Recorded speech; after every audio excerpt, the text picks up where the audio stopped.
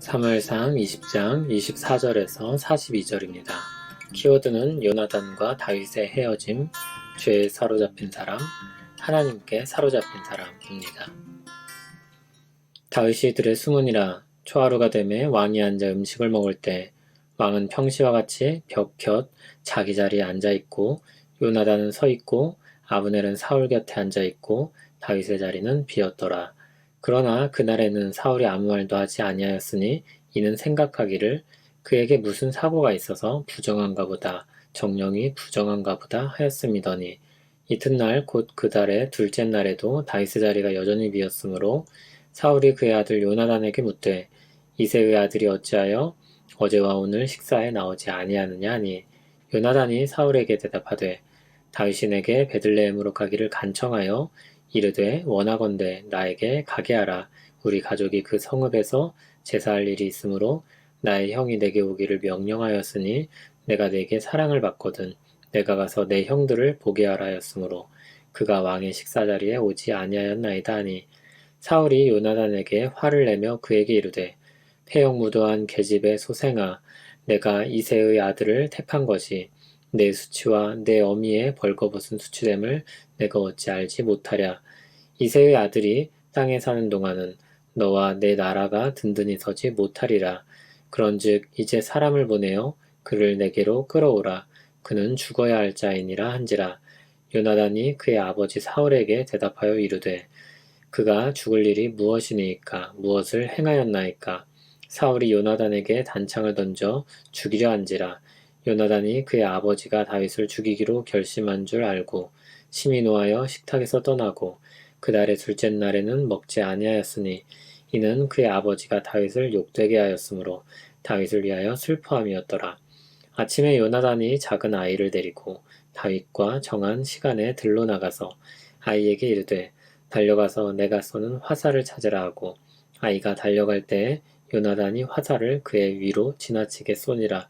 아이가 요나단이 쏜 화살 있는 곳에 이를 즈음에 요나단이 아이 뒤에서 외쳐 이르되 화살이 내 앞쪽에 있지 아니하냐 하고 요나단이 아이 뒤에서 또 외치되 지체 말고 빨리 다름질하라 하매 요나단의 아이가 화살을 주워 가지고 주인에게로 돌아왔으나 그 아이는 아무것도 알지 못하고 요나단과 다윗만 그 일을 알았더라. 요나단이 그의 무기를 아이에게 주며 이르되 이것을 가지고 성읍으로 가라 하니 아이가 가매 다윗이 곧 바위 남쪽에서 일어나서 땅에 엎드려 3번 절한 후에 서로 입맞추고 같이 울되 다윗이 더욱 심하더니 요나단이 다윗에게 이르되 평안히 가라. 우리 두 사람이 여호와의 이름으로 맹세하여 이르기를 여호와께서 영원히 나와 너 사이에 계시고 내 자손과 내 자손 사이에 계시리라 하였느니라 하니 다윗은 일어나 떠나고 요나단은 성읍으로 들어가니라. 아멘. 요나단과 다윗의 계획이 실현되는 장면입니다. 초하루가 되었습니다. 다윗은 들에 숨었습니다. 초하루라 온 가족이 함께 예배하고 식사하는 자리를 가졌습니다. 요나단은 긴장해서였는지 모르지만 서 있었던 것으로 묘사됩니다. 아브넬은 사울 옆 자기 자리에 앉았습니다. 그런데 다윗의 자리가 비어 있습니다. 사울은 다윗이 오지 않은 것에 대해서 따로 말을 하지는 않습니다. 부정하게 되어서 오지 않았다고 생각했습니다. 그런데 둘째 날에도 다윗의 자리가 비어 있습니다. 그러자 요나단에게 어찌된 일인지 물었습니다. 이때 요나단이 계획대로 말을 합니다. 베들레헴으로 가기를 청했고 자신은 그것을 허락했고 다윗이 집으로 갔다는 것입니다. 사울의 반응이 중요할 것입니다. 30절입니다. 요나단에게 화를 쏟아놓습니다. 그리고 험한 말을 마구 하였습니다. 31절에서 더욱 자신의 마음을 드러내서 말하기를 그가 자신의 자리를 위협하고 있는 사람이며 그래서 그는 반드시 죽어야 된다고 했습니다. 요나단은 다윗의 결백함을 변호했습니다. 그러자 사울은 자기 아들 요나단조차 창을 던져서 죽이려고 했습니다. 요나단은 그제서야 사울의 결심이 확고한 것을 확인합니다. 요나단은 사울의 그런 마음에 분노하였습니다. 요나단에겐 결정적인 이 날의 일이 받아들이기 너무 힘들었을 것입니다. 그는 자리를 박차고 일어났고 금식하며 다윗을 위해 슬퍼했습니다.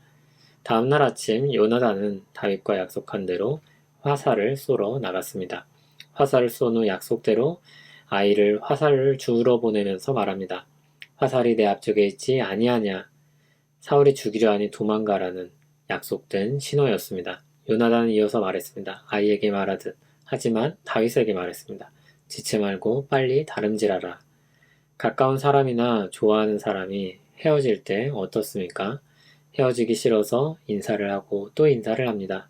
손을 잡고 또 끌어안고 놓고 싶어 하지 않을 것입니다. 요나단이 그렇게 아끼는 다윗을 멀찍이서 보내야 했습니다. 요나단은 아이를 먼저 보냈습니다.